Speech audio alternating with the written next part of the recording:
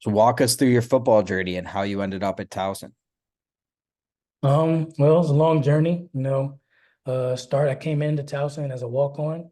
So from there, I knew it was always a grind. It's always been a grind, even now.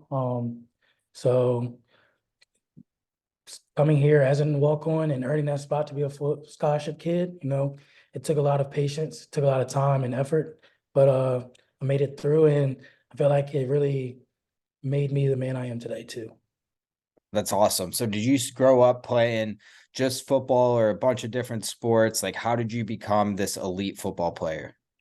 Oh yeah, so obviously I've been playing football all my life. I started football at 5 years old. I've also played baseball, basketball, ran track in high school. So I also did other sports as well.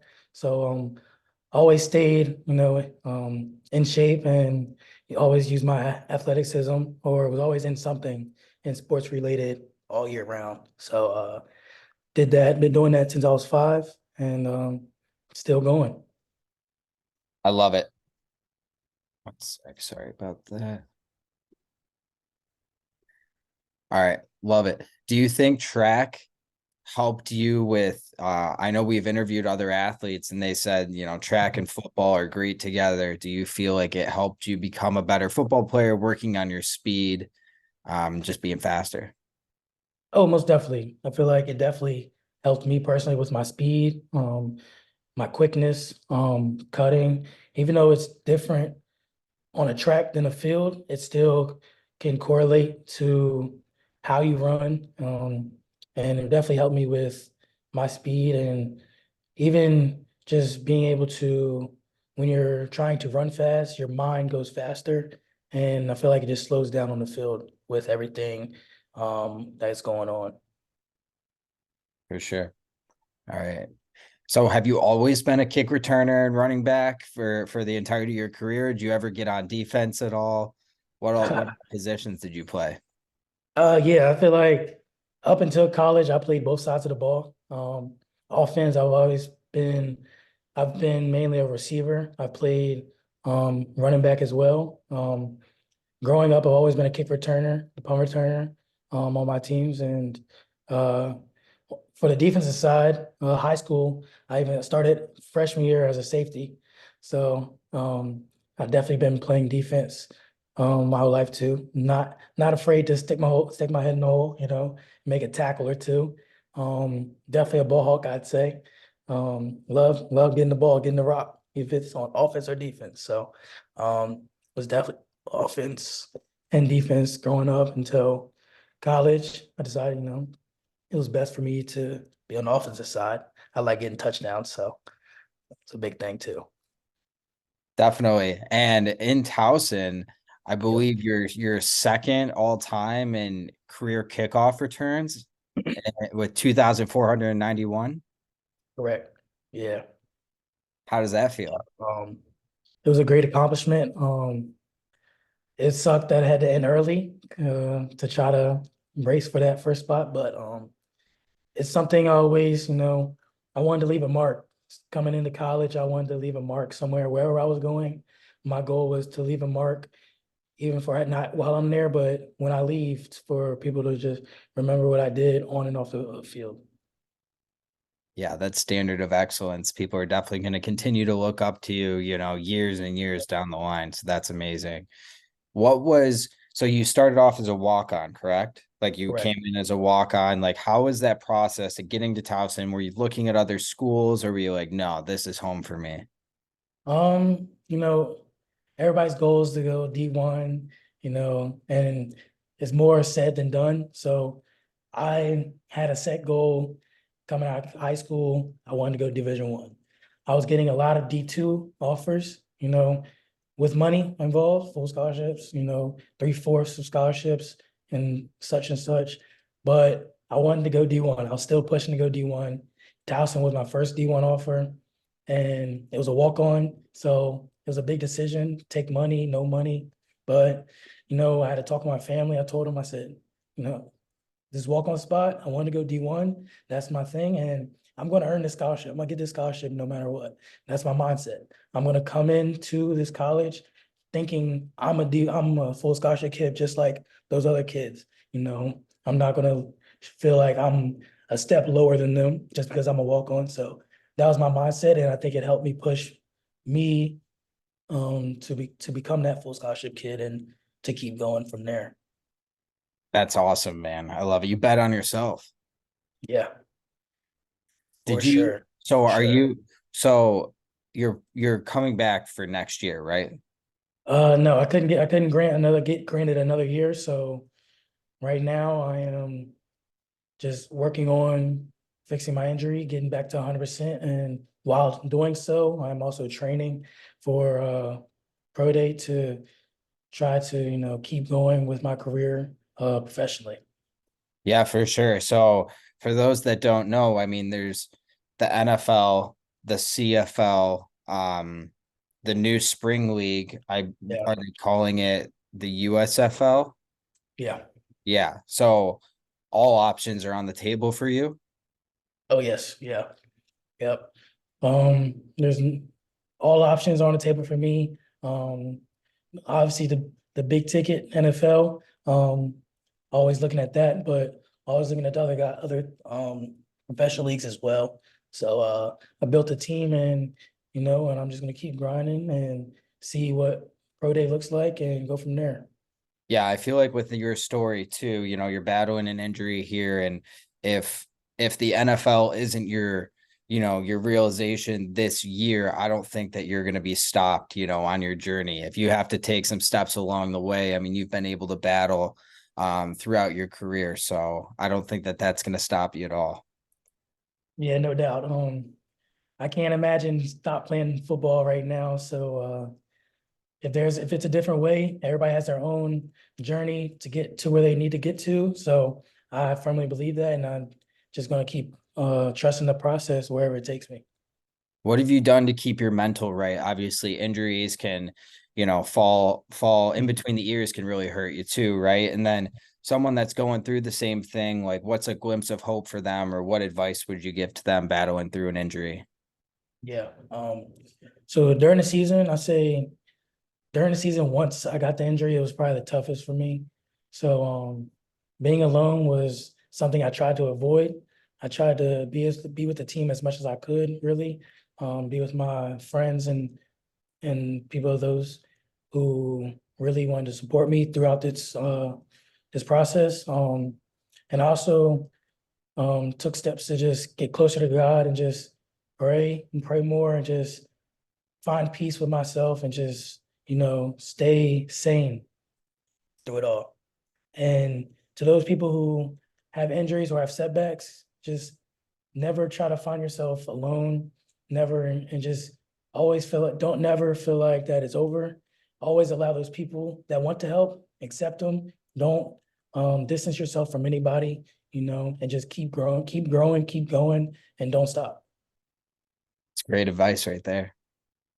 So, what did it mean to you to still earn 2023 All CAA kick returning honors without playing the full season? But it was a big surprise for but I'm honored, for them to just still recognize me for my game. And it was cool, just to still get recognized and that's that.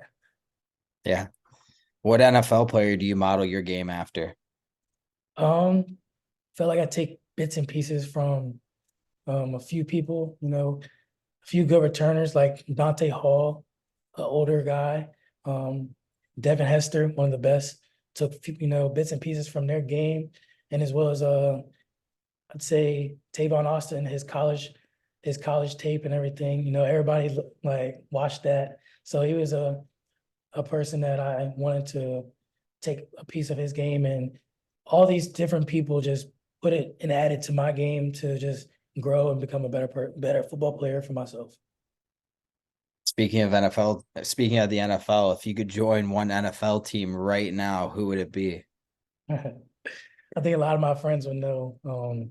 My team's the Cowboys, so it would be crazy to be on the Cowboys, but you know, any team would be amazing. Any team would be great to be a part of. What about the Cleveland Browns? Hey, they want me, I want them, you know? That's right. Yeah. That's my team. Love to see you in the brown and orange. Yeah, Joe. Yeah, And Joe. Joe, we trust, you know. Yes, He sir. was he was bound to, when it was the second quarter of their game against the Houstons, and like he Yeah, hadn't thrown an interception yet. We all knew an interception was coming. We were just it's hoping a few coming. It's touchdowns could coming. happen before. Hopefully, it was hoping it would have been earlier, like Yeah, before the exactly. playoffs. But you Exactly. know, Do you have any pregame superstitions, things that absolutely need to be done before the game for you? um, I'd say I have music wise, when I'm listening to music, I always have this rotation of music. I always start the morning to like a pregame meal. I'm always listening to gospel music to get my mind to peace. And then from pregame to heading to the field, do more slow jams to get my mind to slow down and not race as fast. Don't want to be pumped up yet. And then when I get on to pregame, when I'm out there with football and everything, I try to get the upbeat, more rap, more upbeat music getting flowing into to get ready for that physicality of this game. And I feel like that's something that I keep stay consistent going through every game. Oh, and I need my candy. Candy every game. Gotta have my candy, some What's sort. the candy? I usually go Sour Patch, watermelon. It's my favorite. But anything sugar, sweet, I need it. There we go. We got to talk about a brand deal with Sour Patch Kids after Yeah, this. no doubt. I've never heard someone have three different sectors of music too. I think that's so sweet. Yeah, yeah, got to. I like to look, you know, get my mind right in different ways and just get it right, ready for the game. Yeah, So absolutely. I think. Who's the biggest influence in your life right now? I'd say my parents, I've seen them, they molded me. I grew up, and they showed me a lot of things, a lot of ways on how to be successful in life through the ups and downs. So, um, I'd say my parents for sure. What are you studying in school right now? Um, so I graduated in finance. And I minored in accounting as well. Did you graduate in December? I graduated last December. Okay. All right. Got you. So is that, after it's all said and done, what could you envision yourself doing? Do you think using your degree, or do you think maybe in going into coaching for football or training, or is there anything you've got your eye on? For for my major specifically, I've always, I like money, so I've always been wanting to get into the money route of everything and just learning how to save. So a financial manager to help people out with their money situations to put them in the best situation. I feel like that would be good for me. If I wanted to stay in the like sports field with that major, I feel like being a financial analyst or some kind of analyst in that field as well would be good for me as well. Yeah, for sure. Um, all right. That's that's what we got for questions. Are there any moments in your college career that, topped all the rest? Um, I'd say I say just the moment of like playing wise, the moment that the in West Virginia, knowing I had a lot of family that went to West Virginia who are going to be at the game, who are at the game. So um that moment of the kick return, beginning of the game, that just those few seconds was a great feeling. It was just amazing time. And even after the game, seeing them and just seeing how happy they were for me and everything, that was just a good moment for me as well. That's awesome. Yeah, getting to play in front of the family is great, huh? Great.